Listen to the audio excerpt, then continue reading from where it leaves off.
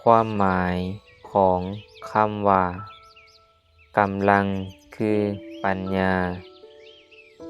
ภิกขุทั้งหลายก็กำลังคือปัญญาเป็นอย่างใดอริยสาวกในธรรมวินัยนี้เป็นผู้มีปัญญาประกอบด้วยปัญญาเครื่องยังหู้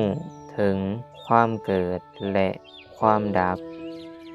อันเป็นอริยเจาะแทงกิเลส